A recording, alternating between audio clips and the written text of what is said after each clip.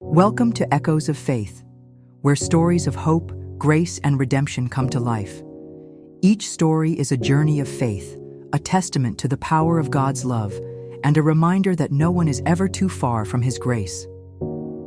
In this episode, A Friend's Last Gift, we meet Samson, an aging golden retriever whose quiet presence has carried Daniel through heartbreak, loss, and the long road back to hope. As the final season of Samson's life draws near, he offers one last, unexpected act of courage. This is a story about loyalty that endures, love that never leaves, and the gentle ways our dearest friends remind us how to keep going, even when we feel we can't. Samson didn't run anymore. He walked slow, like the weight of the world had finally settled into his hips and knees. The golden retriever who once leaped with energy now moved in slow, deliberate steps, one at a time, his breath heavy even in the shade. His fur, once vibrant gold, had grayed around the eyes and muzzle. Yet his gaze continued to track Daniel's every move.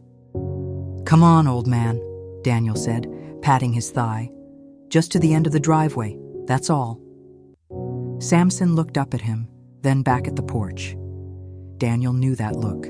It said, "We both know I'm not making it back up those steps." Still, the dog stood. Daniel maintained a leisurely pace as they strolled along, quietly shuffling through the crisp autumn leaves. The sun sat low in the sky, bathing the trees in a gentle golden glow.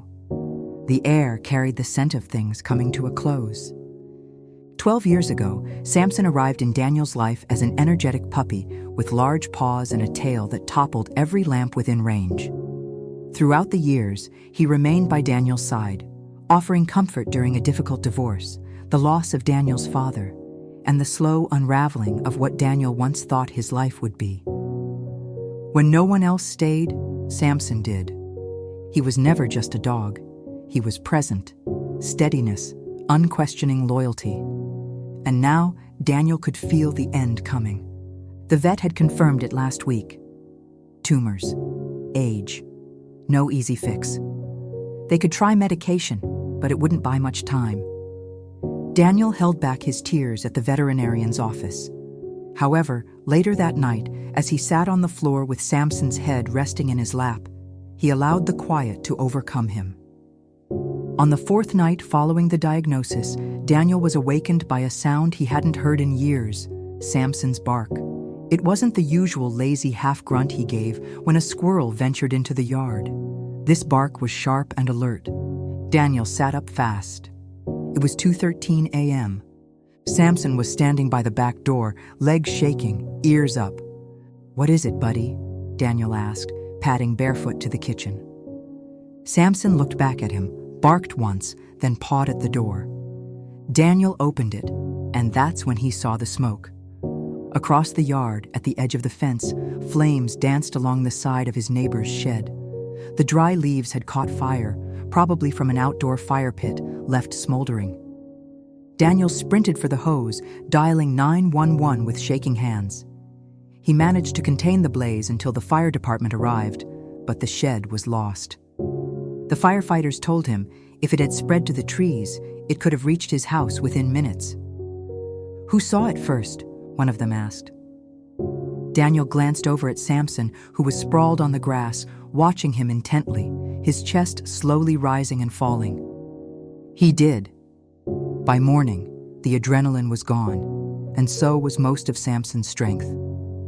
Daniel carried him back into the house, wrapping him gently in a worn blanket. The dog didn't move much anymore. He only opened his eyes when Daniel spoke his name. "You saved me, Sam," he whispered. "You still had one more in you, didn't you?" The next day, Samson didn't get up at all. Daniel canceled everything that week. He sat with Samson, played old songs on the guitar, the ones that used to make Samson tilt his head. He whispered prayers into the dog's ears when no one else was around. He thought about the day he found him, about how he'd gone to the shelter on a whim. He hadn't been looking for a dog, just company. But when he'd passed Samson's cage, the pup had wagged his tail once and locked eyes with him. It was over in a moment. Daniel wasn't sure if he rescued Samson that day or if it had been the other way around. The night before the vet appointment, Daniel sat on the floor with Samson's head comfortably resting on his lap, as usual.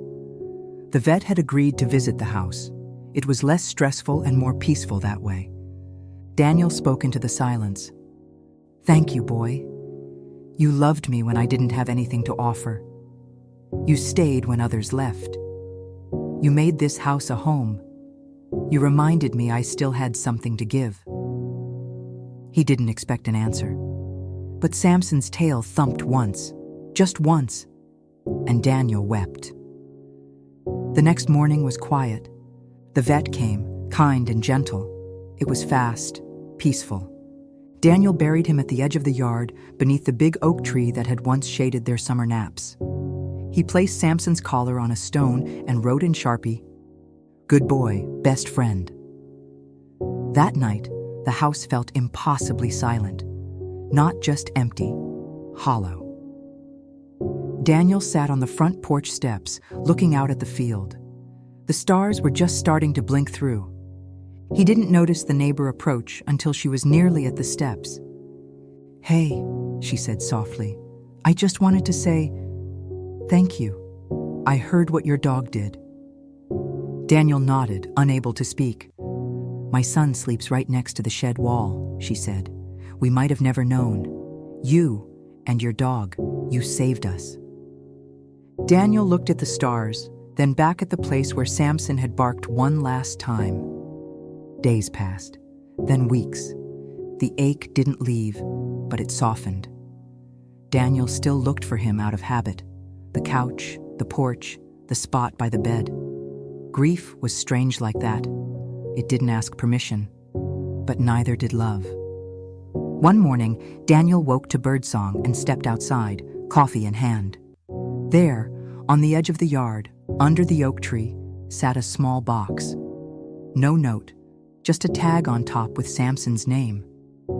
Inside was a framed photo of the two of them, him and Sam, taken at the shelter on adoption day. Daniel had forgotten that photo even existed. Below it was a note. "For the one who saved me and the one he saved, may your next chapter be filled with the same love you gave so freely." The shelter staff. Daniel stared at it, blinking back tears. He didn't know who had left it, or how they even knew. Maybe the vet had reached out. Maybe someone had seen the quiet tribute he posted online. He wasn't certain, but it felt like Samson's last gift, his way of saying, "Keep going, keep giving." Later that week, Daniel went back to the shelter. Not to adopt, not yet. Just to sit for a while. One of the volunteers brought out a nervous little mutt with crooked ears and a big heart. The dog leaned against Daniel like they'd already known each other. Daniel chuckled softly. "Not yet, buddy," he said, "but maybe soon." As he stood to leave, he glanced back at the room full of wagging tails and hopeful eyes. And he whispered, more to heaven than to anyone else, "Thank you, Samson." Because some goodbyes aren't endings at all. They're doorways. A friend's last gift is a reminder that true love doesn't always roar. Sometimes it's the steady companionship that saves us when we're too tired to save ourselves.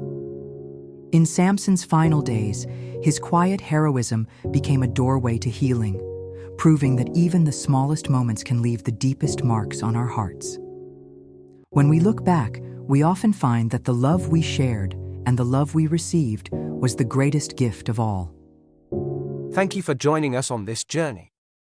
Remember, no matter what fires we face, faith will always carry us through.